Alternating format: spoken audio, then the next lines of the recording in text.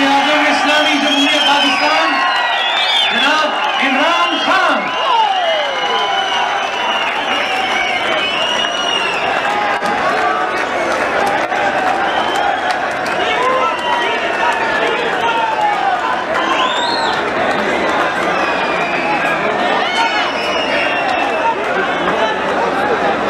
बिस्मिल्लाहिर्रहमानिर्रहीम।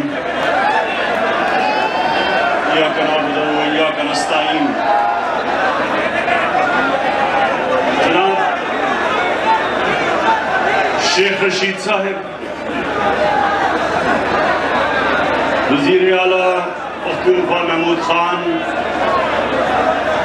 शाह फरमान गवर्नर पख्तूनख्वा और परवेज खटक हमारे डिफेंस मिनिस्टर, सामने बैठे हुए मेरे केपी के मिनिस्टर्स, ख़वातीन और हज़रात, अब थोड़ी खामोशी, नौशरा, थोड़ी खामोशी। मैं सबसे पहले थोड़ी नौशरा, थोड़ी खामोशी। सबसे पहले मैं शेख साहब आपको मुबारक देता हूँ इस ड्राई पोर्ट की, क्योंकि इस ड्राई पोर्ट की वजह से तिजारत बढ़ेगी, लोगों को नौकरियां मिलेंगी, पाकिस्तान की बेहतरी होगी, खास तौर पे नौशहरा के लोगों को फायदा होगा। और ये 2006 से ये इसका मंसूबा बना हुआ था, और शेख साहब आपने पिछले एक साल में जो चीज़ नहीं हो सकी, 50 करोड़ रुपया आपने खर्च करके पूरा किया। मैं आपको इसकी मुबारक भी देता हूँ, खराज तहसीन पेश करता हूँ।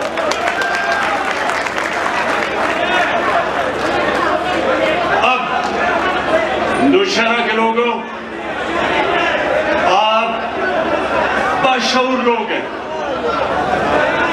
आप में सियासी शऊर है, इसलिए ये बार बार आप तहरीक इंसाफ को जताते हैं। अब मैं इसलिए आपके सामने एक चीज रखता हूं कि आज तक पाकिस्तान में क्यों नहीं हमने पैसा खर्च किया अपना रेलवे सिस्टम डेवलप करने में। पाकिस्तान वो मुल्क था जिसको एक जबरदस्त अंग्रेज रेलवे सिस्टम छोड़ के गया, लेकिन हमारी 70 साल तारीख में हमने कभी रेलवे के ऊपर पैसा नहीं खर्च किया, बल्कि सारी दुनिया के अंदर रेलवे की पटरियां बनती गई, रेलवे फैलता गया, और पाकिस्तान में जो अंग्रेज छोड़ के गया था, शेख साहब उससे भी कम हो गया। अंग्रेज जो छोड़ के गया था उससे भी हमारी कम पटरियां हो गई। इसकी वजह क्या? इसकी वजह यह है कि पाकिस्तान के अंदर जो हुकूमतें आई वो एलीट के लिए थी, एक छोटे से तबके, उसके लिए सारी सहूलतें थी, फैसले जितने होते थे थोड़े से तबके को फायदा देने के लिए। तालीम होता था तो इंग्लिश मीडियम, आला तालीम सिर्फ छोटे से तबके के लिए, अच्छी नौकरी थोड़े से तबके के लिए, अदालतों के अंदर ताकतवर के लिए निजाम और कमजोर के लिए दूसरा, जेलों में सारे गरीब लोग और बड़े बड़े डाकू बाहर फिरते थे। और हमारे मुल्क में अस्पतालों में आहिस्ता आहिस्ता, मैं एक सरकारी अस्पताल में पैदा हुआ था, आज सरकारी अस्पतालों का आहिस्ता आहिस्ता हालात बिगड़ते गए और पैसे वाले लोग प्राइवेट हॉस्पिटल में जाना शुरू हो गए। तो जो मैं आपको कह रहा हूं कि रेलवे भी इसी तरह मार खाई। रेलवे आम आदमी का सफर है, आम आदमी दुनिया में हर जगह रेलवे पे सफर करता है, और क्योंकि आम आदमी का इशू था, आहिस्ता आहिस्ता हमने देखा कि रेलवे पे पैसा भी खर्च नहीं हुआ, रेलवे के हालात भी बिगड़ते गए, और रेलवे उधर पहुंच गई जैसे शेख साहब बिल्कुल ठीक कह रहे हैं कि क्योंकि हमने इन्वेस्टमेंट नहीं की रेलवे पे, हमारी पटरियों का बुरा हाल है, ہمارا سارا ریلوے سسٹم کا برا حال ہے. کتنے پل ہیں ایسے ریلوے کے جو اپنی گارنٹی سے زیادہ یعنی جو ان کی ایکسپائری ڈیٹ ہے اس سے آگے تک استعمال ہو رہے ہیں. تو اس لیے جو ML1 ہے یہ ایک انشاءاللہ پاکستان میں ریلویز میں انقلابی تبدیلی لے کے آئے گا. چائنا اس وقت دنیا میں ریلوے ٹیکنالوجی میں سب سے آگے ہے. یہ سوچیں کہ کراچی سے لے کے پشاور تک 8 گھنٹے میں سفر ہوگا ریلوے کا. 8 گھنٹے میں سوچیں کراچی سے لے کے پشاور تک 8 گھنٹے میں ٹرین پہنچے گی ML1 کے بعد. تو عام آدمی کو سوچے کتنا فائدہ ہوگا.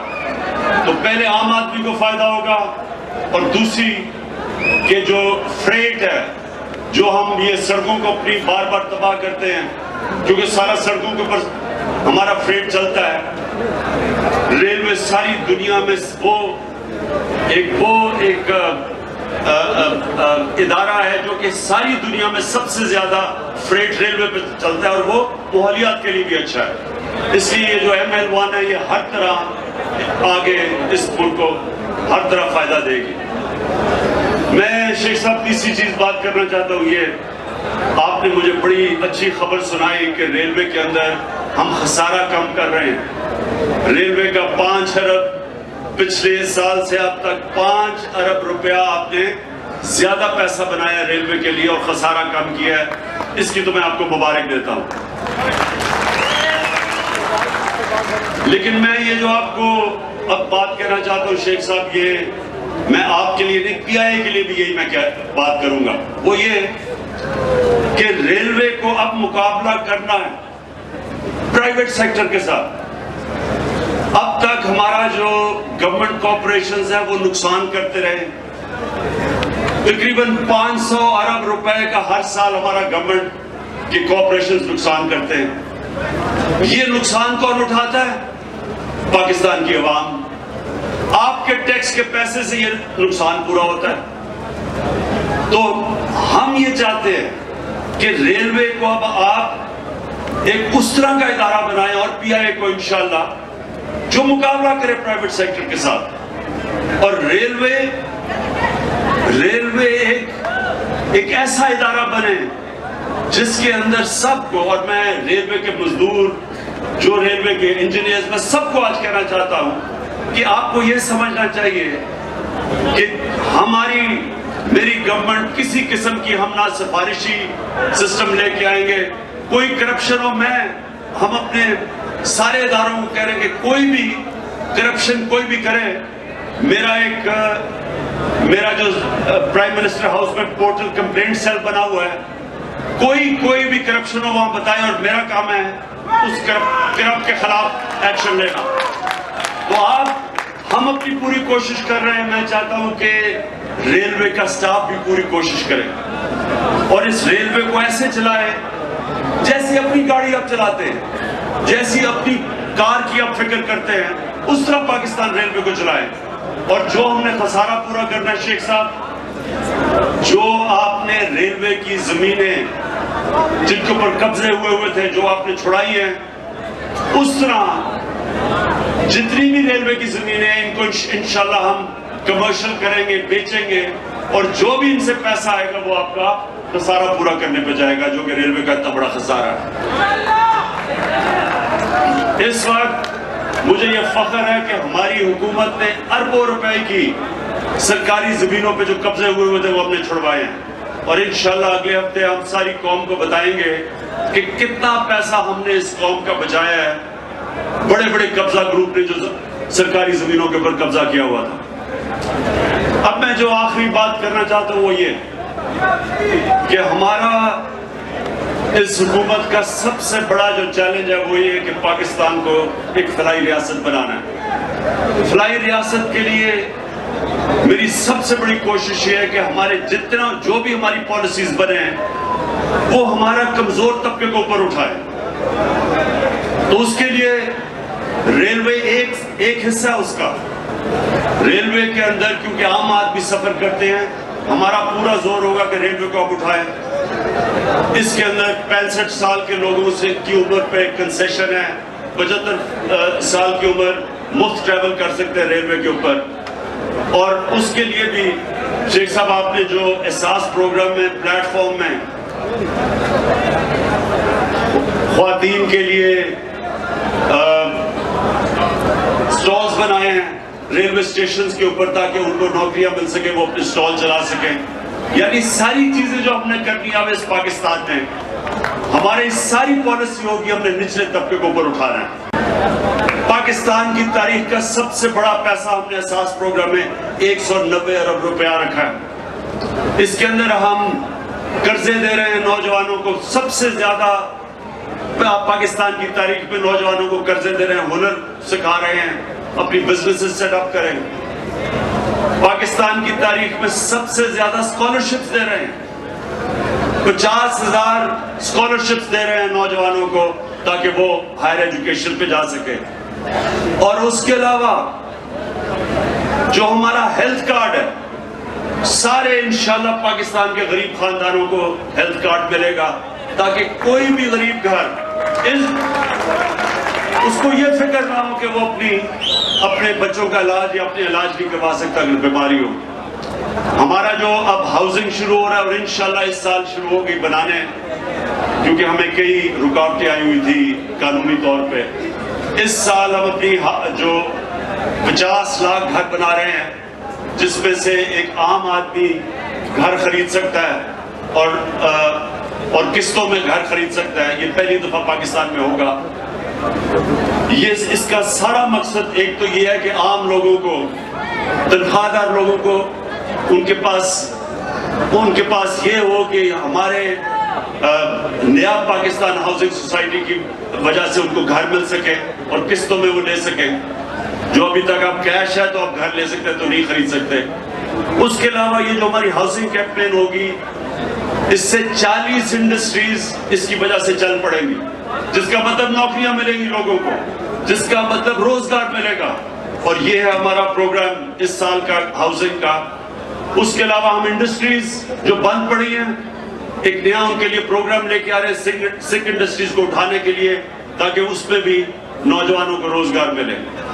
لیکن جو ہمارا جو احساس پروگرام ہے اس میں جو مجھے سب سے زیادہ خوشی یہ ہے کہ ہمارے نچلے طبقے کے لیے اب کارڈ بنا رہے ہیں, ان کو ڈائریکٹ پیسے بھی ملیں گے. یوٹیلیٹی سٹور سے جا کے وہ ایک مہینے کا راشن بھی لے سکتے ہیں. اور یوٹیلیٹی سٹورز کے اندر ہم نے چیزیں سستی کی ہیں. ہم اور 6 ارب لگایا ہے, اور بھی پیسہ لگائیں گے تاکہ تنخواہ دار لوگ جا کے سستی چیزیں, جو بنیادی چیزیں ہیں, آٹا, گھی, چاول, دالیں, یہ جا کے یوٹیلیٹی سٹور سے لے سکے سستی قیمتوں کے اوپر. سارا 2020 میں انشاءاللہ ایک ہم نے نوکریاں اپنے نوجوانوں کو دینے کے لیے ساری پالیسیز بنانی ہیں, اور دوسرا ایک احساس پروگرام سے نچلے طبقے کی ہر قسم کی مدد کریں گے تاکہ نیچے سے لوگوں کو ہم اوپر اٹھا سکیں. اور انشاءاللہ 2020 وہ سال ہوگا جس میں پاکستان اپنے مقصد کے لیے, جس کے لیے بنا تھا, ایک فلاحی ریاست کی طرف ایک عظیم قوم بننے کے لیے 2020 وہ سال ہوگا. بہت بہت شکریہ.